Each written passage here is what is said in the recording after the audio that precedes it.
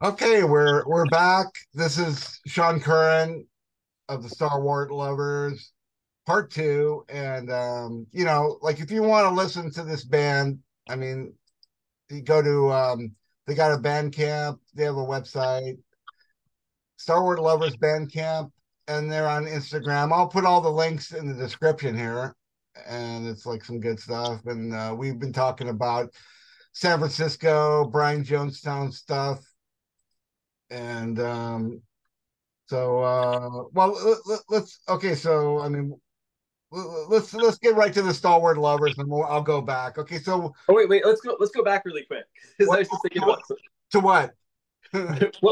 what? or we can go forward whichever way. I was just going to say that you know it's something that I never see people talk about or really comment on. Rather, is you know back in those early days, Anton had this energy that like scared a lot of people. They just didn't know Yeah, what to make of it. But that's his fucking genius. That guy. With the exception of very few people, and I know he's an extrovert. Like that guy, he could sell fucking snow to an Eskimo. Like he knows how to talk to people, but like he never stopped working, man. Like he would be in the studio for fucking 20 hours a day recording and writing, recording and recording, recording.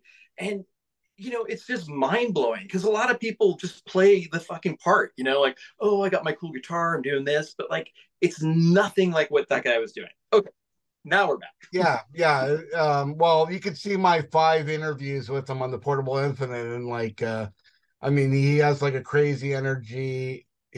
I mean, some of the interviews went a lot longer than appeared in the text or the and stuff. And he can talk for like 3 hours. He stays up all night sometimes.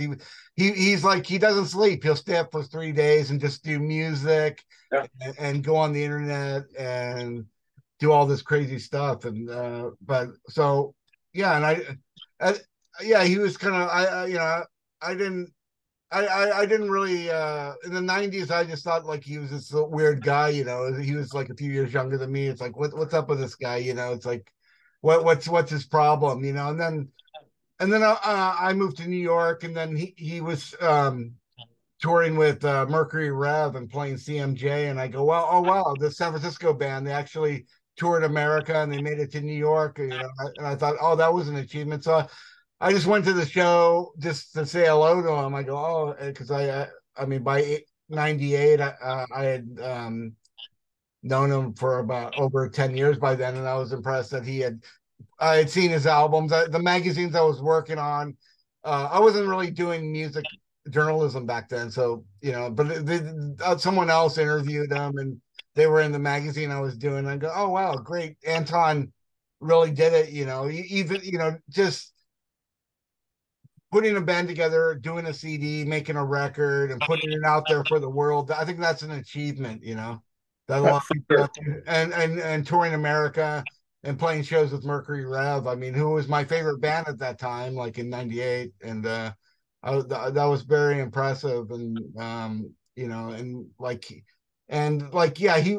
Anton was doing music all through the '80s, all through the '90s, and I mean, by the time I started hanging out with them a lot in LA in the early 2000s, I mean, the band felt like it was over. I remember going to a show before Dig came out, and there was about 50 people there, and then things kind of changed like overnight. It was like Dig came out. It was an award-winning film. They had a greatest hits collection come out. They did a great tour of UK with Brian Black Rebel Motorcycle Club that got written about, and Patti Smith invited them to do Meltdown. Like those 4 things, kind of like just revived their career, and it was like, hey, people were kind of like, hey, let's not reject this guy. He's maybe like the next Kurt Cobain. Let's listen to what he has to say. And so, I mean, that's how it's been. It's been almost like 20 years now where he's had like success, and now you go Yeah. to these big shows of Brian Jonestown Massacre, and people buy $200 or $300 worth of vinyl and t-shirts and stuff, and Great. it's like crazy, stuff. But there's all it's a success story. I mean, he played the long game, like you know, I mean, the 90s, he wasn't, I mean, the 90s was kind of a weird time for music anyway. I mean, there was all this kind of pressure to conform, to have a hit, to be this kind of narrow MTV type band. Yeah, it didn't help that like fucking bands like Third Eye Blind, which suck fucking balls, would, all of a sudden appear as like a Bay Area band when no one, they'd never played a fucking show in the Bay Area as far as any of us knew. All of a sudden, oh, San Francisco band, Third Eye Blind, it's fuck. I'm like, are you kidding me? Like, this is what they want, but whatever. Yeah, I mean, same thing for Green Day. I mean, I never, I mean, they were sort of, I mean, they weren't even that popular in the Gilman street scene. They were like maybe like just kind of a junior band that just kind of played underneath those other bands that were kind of like that people thought would do something and stuff. I mean, and but and then when I was leaving San Francisco in 95, 96, I mean, everybody was moving to Bay Area just to be another Green Day at that time. It was like, so it was the doors were closing. I mean, at that same time, Anton moved to LA and stuff. Do you remember when he did the LA push or that Yeah, time? I remember vaguely because I kind of distanced myself from that whole scene for a little bit, and I do remember sometime after the Bimbo, I think it was after the Bimbo show that they moved down to LA. So, or maybe it was before, but somewhere right around then. And that was a great decision, because the area was just done at that point. So the Bimbo show, it was Ian McCulloch and Will Sargent, Electrofiction, or what were they called? Yeah, yeah, And Brian Jonestown opened up the show, or right. and then around that time they also played with Oasis at Bottom of the Hill, like Yeah, I remember that. I didn't go to that show, but that was I've heard a lot of stories about that show. but I think I mean there was an interesting time in San Francisco, and then the early '90s, and then yeah, and then kind of like the Green Day, the Gilman Street kind of became like the dominant mode for a couple of years, I think, and like if you weren't like kind of a pop punk band, I don't think I think that probably made Anton want to come back to LA because like and avoid because like the bands, yeah, I don't think he had much in common with those bands that were kind of like I mean I'm not a musician and stuff, but I'm not really, I mean in that way, and but I remember running into some people. I mean there was like ska bands and power punk, and that was kind of like, and then even like when I came back to San Francisco like in 96 or 97, there was all these people trying to do death metal and stuff. So there was Yeah, so I mean, yeah, Anton kind of like thought, okay, well, I got to go to LA. Like San Francisco, there's nothing.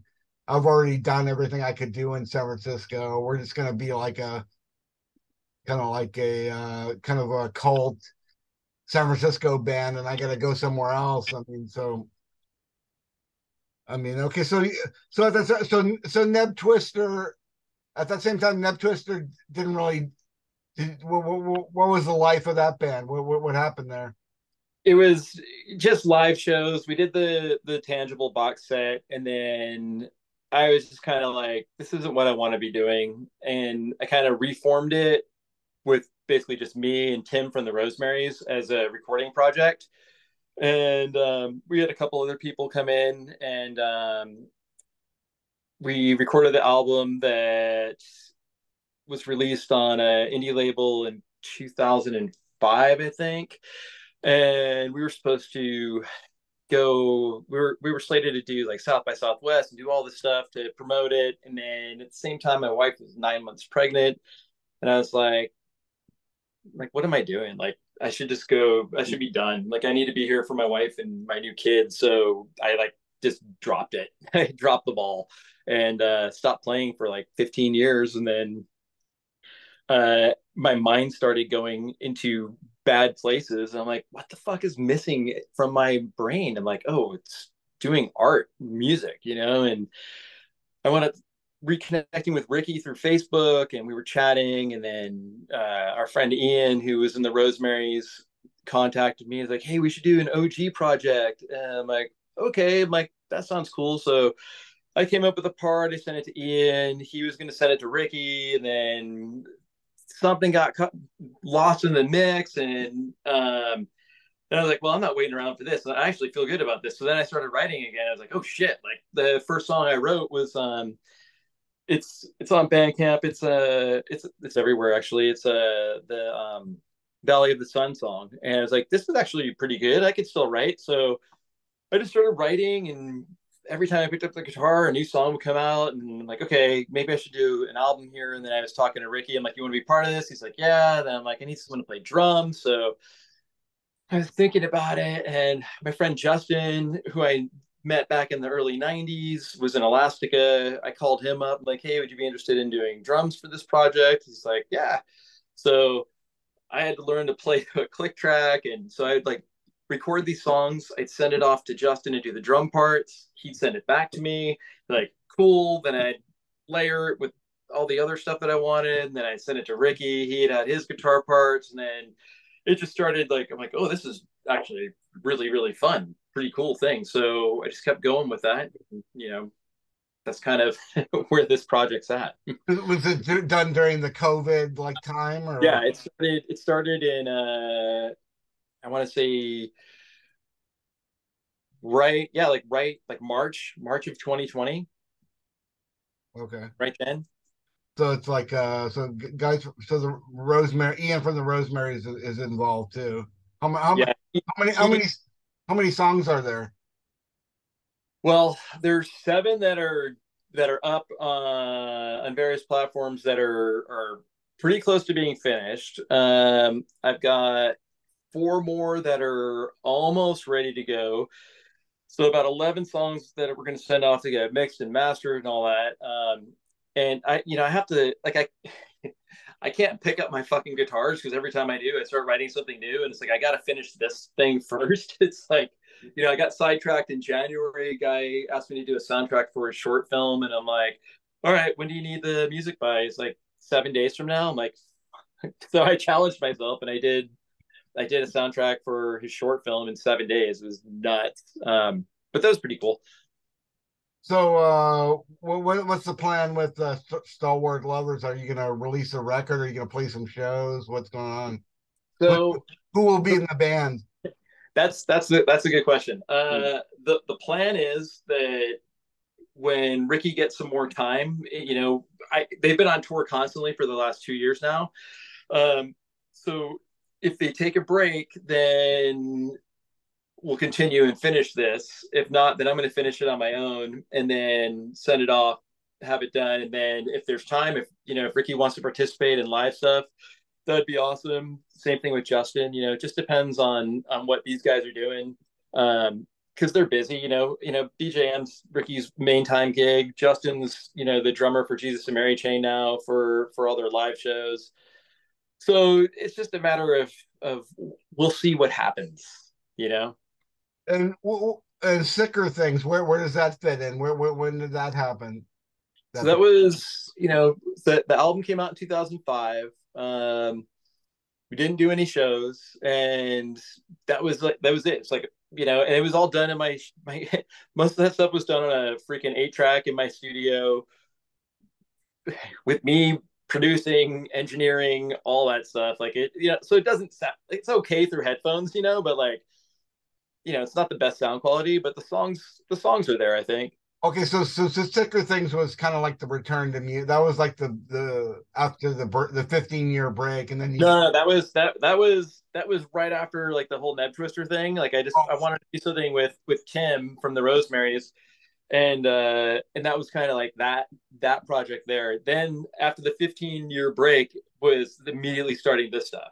Okay, so Nebtwister was most of the 90s then. Yeah, yeah. And when did Nebtwister end? I'll say, 96, I would say. Okay. Right around then. So what were you doing after that? Like what? So that was the like 96 to 2004 was like Sickerthings kind of. Oh, okay, I get it. Okay, that makes sense. Okay, so then the break, right? Like Sickerthings didn't really go anywhere, so you just kind of you just needed to take a break, and you had Yeah. your family going on and stuff. But now the kids are older now, and they're pretty independent, so you can get back to Yeah. music and Exactly. as long as Ricky's really usually up for collaborations and doing. He is amazing. Like I'm telling you, man, like that guy delivers 10 times what you expect or even ask for. It's like I remember the first thing I sent him the song. He's like, okay, I'm like, just do a guitar part if you want. He's like, all right. He sends me back like 12 tracks, and I'm like, dude, that's fucking crazy. It was all good stuff, and like then the next song, the same thing. So like he just adds these. He's like a interior designer for music. He just like paints this wash of greatness over the songs. It's awesome, and I really really look forward to getting back to working with him some more. Like going back over the bands, I mean, Nebtwister, I mean, I was listening to it the other day, and I mean, what are some of the influences? Are you into? It seemed like kind of like the Buzzcocks I mean, I guess the Brit. It was kind of like the same time as Brit pop, and there's a little bit of like the baggy stuff, like. Yeah, I'll tell you. The only music I've ever listened to my entire life is fucking British music. It's just like Okay. that's it. And yeah, the early like Nebtwister stuff was like Buzzcocks, Gang of Four, like just like I love that music. And then some of that kind of parlayed into like later on, when I started listening to My Bloody Valentine and Boo Radley's and stuff, I was like, man, this is great. And I just went and I got my Big Muff distortion pedal, the MXR pedal I got from Ricky. I had a Rat distortion pedal, Lisa's MIDI verb. And like, I just wanted to make noise with distortion and Fender Jaguars. I only played Jaguars at the time. I had a couple Mustangs, but like Jaguars at the time were $500, So like, I'd go out to whatever that place was out in Berkeley. That dude had a guitar shop that he just kind of pieced shit together. That dog was his name. Anyway, so I bought Jaguars there for $500. Real guitars for $500. They were cheap, easy guitars. Black market music. I got all these open chord tunings from my friend Andrew, who was a guitar tech for My Lady Valentine, and then I just started like doing all that stuff. Like it was a lot of fun. And so Sickerthings was also kind of like influenced by British music. Yeah. You were like an American in the Bay Area, kind of like just kind of dosing in like Brit pop, shoegazer music, and just kind of doing your own version of it, like on the West Coast. You weren't into bump records. You weren't into Nuggets, or you weren't No, into what. really, like I listen to. I'm so based when it comes to music, like because the thing is for me, if I listen to stuff, like I immediately wind up writing stuff that sounds like that, and I try to be careful a lot. But in the early '90s, I was listening to a lot of the Beatles. I was listening to the bands I always listen to: Love and Rockets, The Smiths, Echo and the Bunnymen, you know, Tones on Tail. Like that kind of stuff was always stuff I kind of put on repeat. I have a very limited library of music that I listen to, you Okay. know. Um, but then, yeah, My Bloody Valentine blew me away with Loveless. Like that was a whole nother thing. And the early stuff was great too. Um, but yeah, that was that was it. And like you mentioned Jaguar guitars. I mean, just like as far as gear, you got Jaguar, you got a couple pedals, and you like are you a Vox guy or a Fender Twin guy, or what's going on? So this album I'm recording, I've got a Jazz Master I'm using for like pretty much I'm using the Jazz Master and this 75 Telecaster Deluxe on the wall here are my two main guitars. And I'm going through a Fender Deluxe Reverb amp, and I have a box amp that I use as well. So kind of balancing all those sounds out. Okay. And And minimal effects. Like I'm just, it's either I'm using different tunings, I'm using, basic delay chorus occasionally, but it's just I'm layering guitars on guitars on guitars. Like each song has got like, so Ricky puts down 12 guitar tracks, I put down like 8 to 10 guitar tracks. So there's it's guitar heavy. Great. A return to guitar music. It's great. Yeah. Rock and all that. So you seem like kind of like a self-starter. You're kind of like your own guy. You're not really a band guy.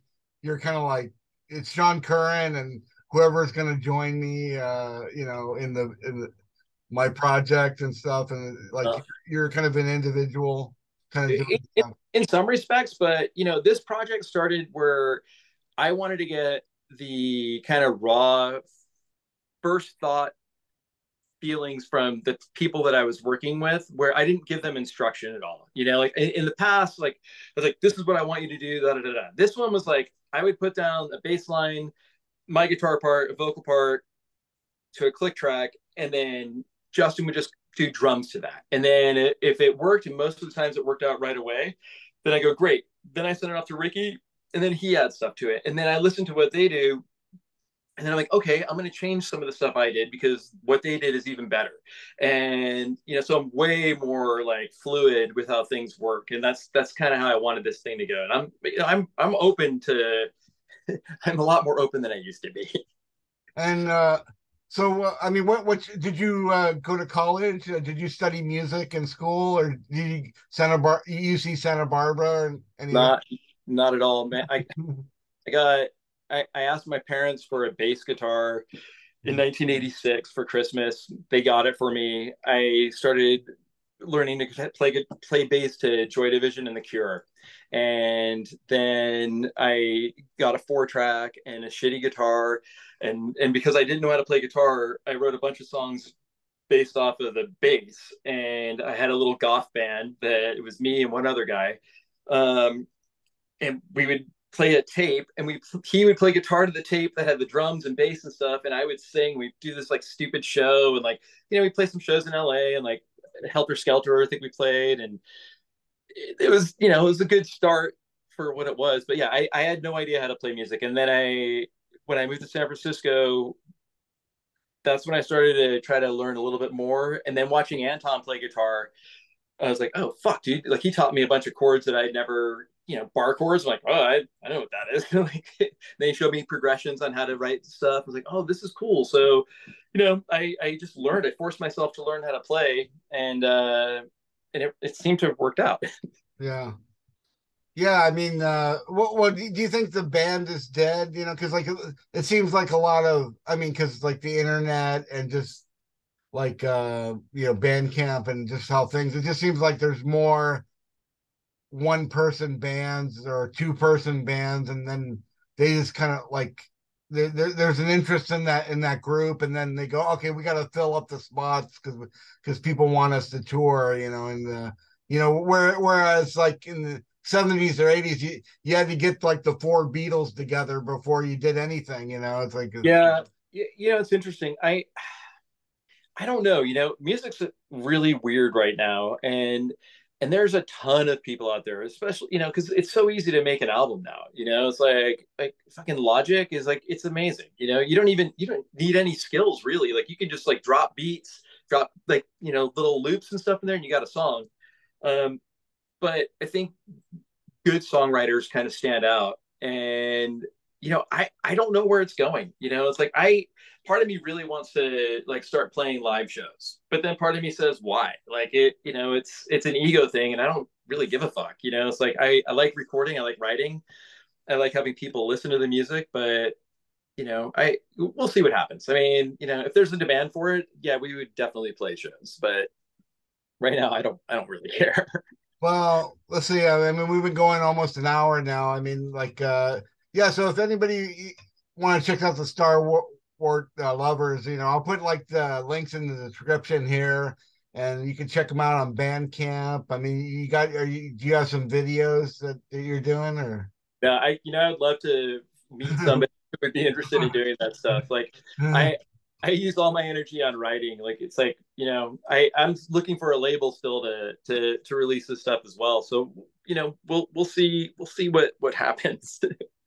All right, great. Well, thanks for talking to me and like reliving San Francisco Yeah. history. I mean, this is like some good stuff, and the '90s and the '90s in San Francisco hate Lower Hate, it continues in 2023. It's still happening. Are you gonna go see Anton play the, where's it, Yeah, I'll be there on I'll be there next Tuesday. the Warfield? He's playing. Yeah. He like he made a mention like, oh yeah, Bill Graham banned me from back in the 90s. You know, now I'm playing the Warfield. You know, they go, you would never play here. You know, so Things turn around, you know. yeah, yeah. So yeah, he's gonna be hitting the West Coast. So yeah, I'll probably see him here in LA, and you'll see him up there at the Warfield, and you know, we'll keep going, and like all of us refugees, all misfits from the Lower Hate, you know, continue out and you know, and hit you on YouTube, and you know, check out the, you know, check this guy out, everybody. You know, it's like some of the, you know, I've been checking out. I'll be playing some Stalwart on my next radio show. I'll be playing Stalwart Lovers on my next radio show, so that'll be on I think on the 13th and stuff. So you know, check it out. You know, thanks again for talking to me. It's been great to go back, and you know, the future, and you know, back and forth, and you know, it's great that we connected and got to do Man. this. And yeah, I guess that's it. Let me stop this here. Let's see.